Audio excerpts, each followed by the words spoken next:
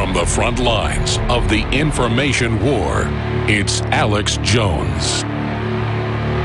We're now well into the second hour. We aired the false flag intro there to point out that most wars or escalations of wars are launched by staged provocations by the Russians, the Nazis, the U.S. government. This is something done since the times of the Romans. Ray McGovern has graciously come on short notice because of the global crisis. I could not think of a better guest to have on concerning this. Just 2 weeks ago, we played the clip yesterday, he broke down how this could lead to nuclear war. I wanted to be able to flesh that out a little bit better today because we're up against a time constraint, and he had to go. So I want to be able to get into more detail. He's a native of New York, Washington, is the early 60s as an Army infantry intelligence officer. He served as a CIA analyst for the administration of John F. Kennedy to that of George H.W. Bush. Ray briefed one-on-one President Ronald Reagan, most senior national security advisor from 81 to 85, was one of their favorite morning briefers. Point is, he knows what he's talking about in a wide spectrum.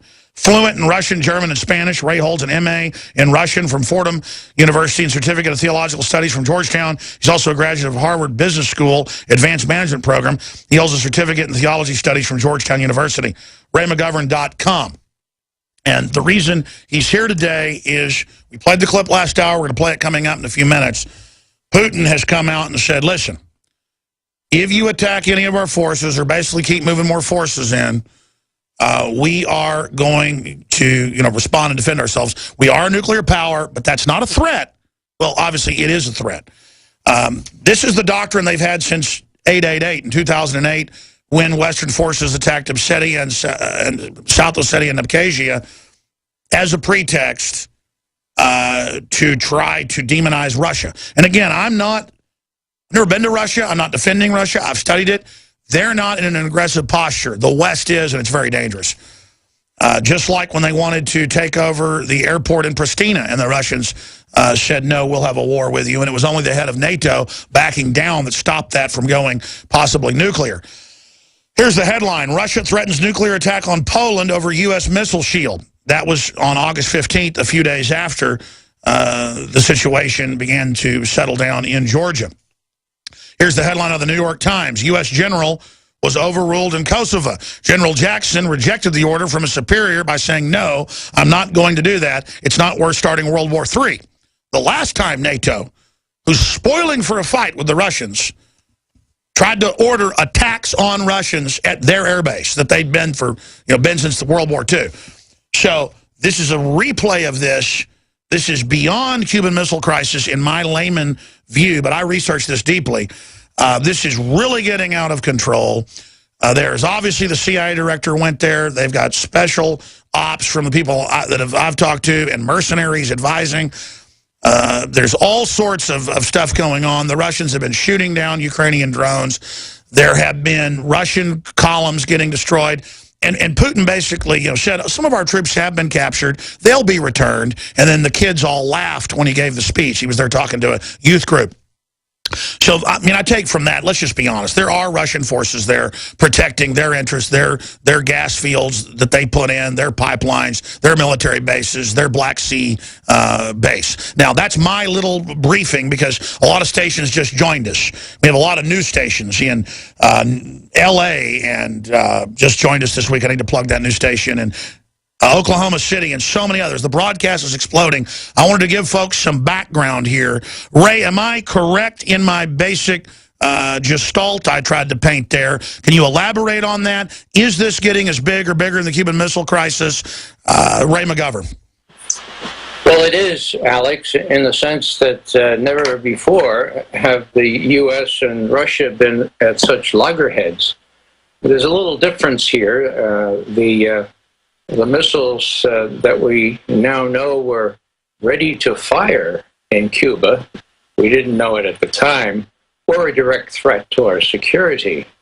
There's no way, Alex, there's no way anyone convinced me that what's going on in the Ukraine is a direct threat to our security. It is, however, a direct threat to what the Russians believe to be their security. They have national interests, they have strategic interests. They're not going to let a NATO member being placed right under their soft underbelly. So it is worse because Kennedy did the right thing in the Cuban Missile Crisis and had détente. They got the missiles out. It turned out to be a victory for our security. This time, it's literally the EU, Wall Street, other interests want to gobble up Ukraine, and they're treating Russia like it's Iraq. That's right, Alex. You know, it's it's really something to behold for somebody who spent his first 35 professional years focusing in on the evil empire, the Soviet Union. It was evil enough.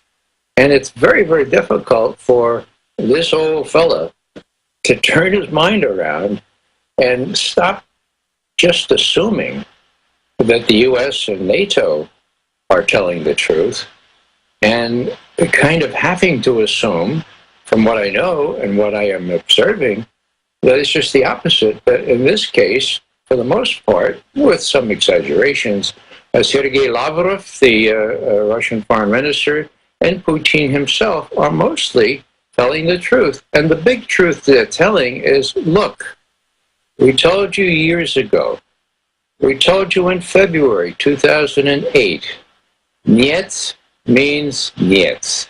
If you have any designs to bring Ukraine into NATO, forget about it, as we would say in the Bronx. Forget about it. Now, what happened? That was on the 1st of February 2008.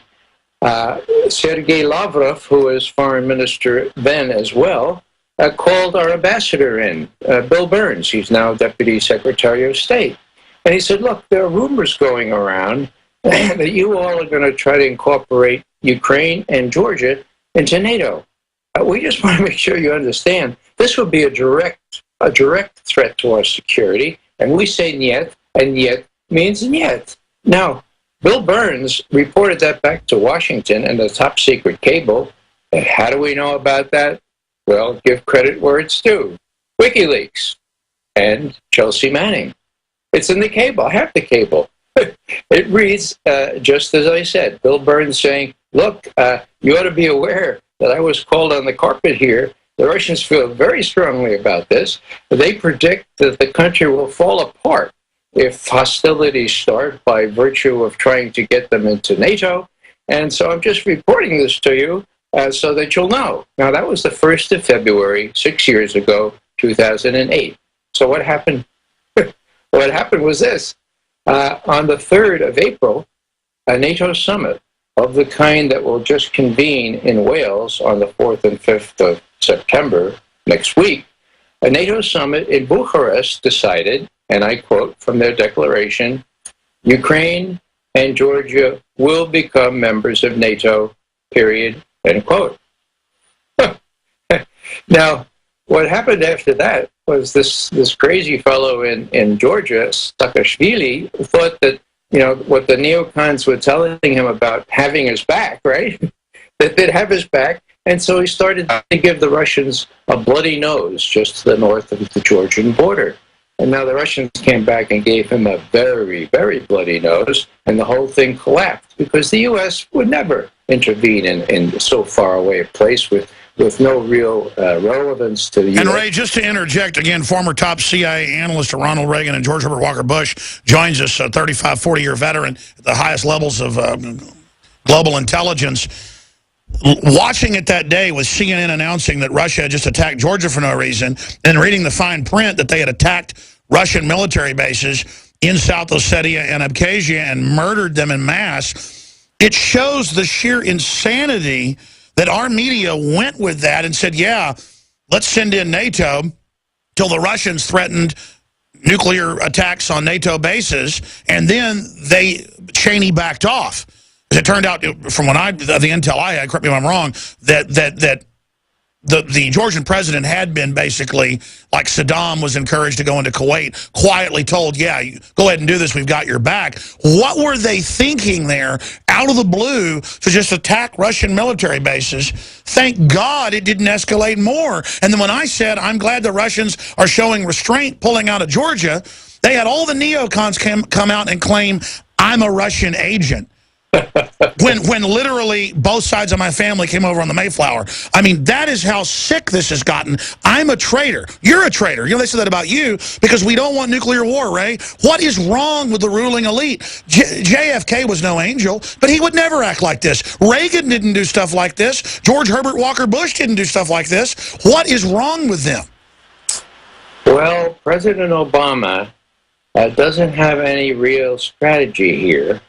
He's kind of looking around and seeing which way the wind is blowing. I say that facetiously, but that's pretty much what he said yesterday when he was asked about policy towards Syria, Iraq, and that kind of thing. He's a very weak leader, let's face it. And what's happened here is that the Victoria Nulands, who worked for Dick Cheney for most of her career and now is Assistant Secretary of State for European Affairs, she and John Kerry are running the policy toward these areas. Now, they were the ones that encouraged the coup d'etat in Kiev on the 22nd of February. You don't have to believe me. None of your viewers have to believe me. Just listen to the intercepted conversation. Here's Victoria Nuland speaking en clair, right? Not even encrypted, to the U.S. ambassador there in Kiev. And she's saying, you know, Yats is our guy. The other fellows can stay in the wings here, but Yats is going to be the next prime minister. He knows. He's been head of the central bank. He knows what austerity measures are going to be needed by the IMF. So he's our guy. Now, that was at the end of January, Alex. The end of January of this year. On the 22nd of February, there's a coup. And guess who becomes the prime minister? Yats! And then Obama calls him elected when he was not elected. Yeah, it says, yikes, it's Yats! Now, just to borrow a phrase from the Declaration of Independence, a decent respect for the opinions of mankind, having that intercepted conversation between Nuland and Pyatt on YouTube showing that Yats was our guy, I mean, you would think that that would maybe disqualify Yats from becoming the prime minister of Ukraine. No. The chutzpah is such that it was thought to be a... Well, that's what scares me. They don't even use encrypted telephones. They act so arrogant. And I've studied history, as I know you have, sir. These are the times in histories where you get arrogant elites. This is how we ended the last interview, and I want to get into this with you now, where they just start making wrong moves. They think they're invincible. They've never been in combat. I mean, that's one big problem with having all these people in government that have never been in combat like you and others. They just think they're invincible. They think they're bulletproof like 14-year-old boys. And anybody who studied history can see the incredible danger, the stance the Russians are getting in. They look completely freaked out. But have a lot of resolve, and I'm not even lionizing them. It's just a fact they're under attack overall. You broke down what it means to have the anti-missile systems in the Black Sea, and obviously have been snuck into Ukraine and Poland on record. That's come out. What is going to happen when you talk about launch on warning? Explain to people how this works, and then spend some time getting into where you think this is going. Is there some form of sanity that can abound? What are other intelligence analysts saying, both former and current? I know I talked to some of them. They're completely freaked out. What are your colleagues that are still in government saying? Well, the basic problem is we have a bunch of sophomores who, as you point out, don't know what war is like. And they've got Obama's ear. And of course, Obama doesn't know what war is like. What saved us from war against Syria and a widened war in the Middle East at precisely this time last year was General Dempsey, the chairman of the Joint Chiefs of Staff, who does know something about war, has his head screwed on right, and went to President Obama and said, look, Mr. President, we know that you really favor those young folks in the White House and in the UN, and especially those tough women who want to protect everybody else in the whole world. But frankly, Mr. President, they don't know anything about war. We in the Joint Chiefs do, for better or for worse. And my colleagues have persuaded me I need to see you and to tell you not only to beware of that kind of advice, but that John Kerry, with all due respect, at the State Department,